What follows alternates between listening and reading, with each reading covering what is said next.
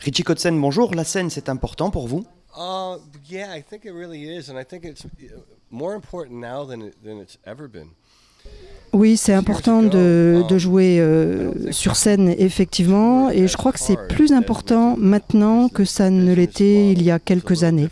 En fait, je crois que le business model, le modèle des affaires était très différent à l'époque, c'est-à-dire que vous sortiez un album et puis qu'après vous faisiez des concerts pour faire la promo de l'album. Et maintenant, ça a beaucoup changé. En fait, les gens n'achètent plus beaucoup de disques, mais pour quelqu'un comme moi, comme j'ai fait beaucoup de disques par le passé, en fait, je pourrais faire beaucoup de concerts et faire un concert différent à chaque fois sans avoir à refaire un disque entre les deux. Ça ne veut pas dire que je ne ferai plus jamais de disques, mais c'est vrai que ce que je préfère, c'est écrire de la musique. J'aime bien le côté créatif de mon métier. Il y a des musiciens qui adorent être sur scène et qui se consacrent entièrement à ça, alors que moi, j'aime beaucoup être sur scène, mais ce que je préfère vraiment, c'est la composition.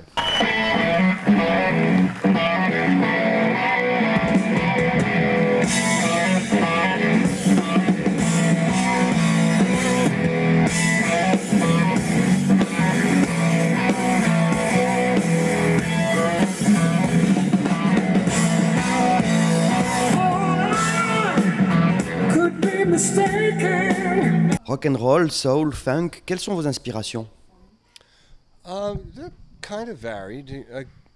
I grew up in an area where a lot of people were listening to Mes influences, elles varient beaucoup. En fait, j'ai grandi dans un environnement où on écoutait du rock classique, de la soul, et chez mes parents, on écoutait un mélange de groupes comme les Four Tops, Jimi Hendrix, les Rolling Stones. En fait, un des premiers concerts auxquels j'ai assisté, c'était un concert de Stevie Wonder. Et la même année, j'ai pu assister aussi à un concert de George Benson. Et c'était vraiment dans un endroit très particulier avec une scène circulaire. Donc c'était intéressant cette scène circulaire parce qu'on pouvait voir le concert de plein d'angles différents. Après j'ai assisté aussi à un concert de Iron Maiden, donc c'est un groupe de métal, et on peut dire que mes influences se situent quelque part entre Iron Maiden et Stevie Wonder. Vous terminez votre tour 2018 à la fin du mois de septembre en Californie. Quelles seront vos prochaines actus après la fin de cette tournée? Après cette tournée, je vais à Disneyland. Je vais à Disneyland parce que ça fait longtemps que je n'y suis pas allée. Ma femme n'y est jamais allée. Elle est brésilienne. Est-ce que vous avez un projet de nouvel album en préparation?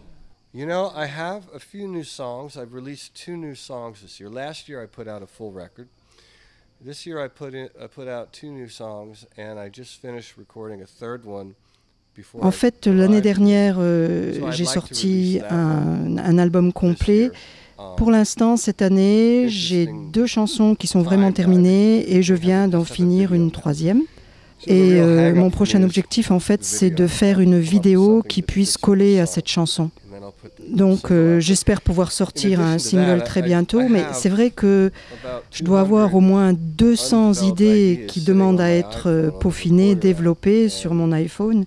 J'en ai encore rajouté 2 hier. Et qui sait, en général, c'est comme ça que j'arrive à faire un album au complet. L'année dernière, quand j'ai eu fini mon album, je me suis dit, c'est terminé, je ne ferai plus d'album. Et puis maintenant, en fait, un an après, je me rends compte que si, pourquoi pas encore un album. Un petit mot en français peut-être pour terminer? Like what would you like me to say? I don't know any words. Oui. Merci.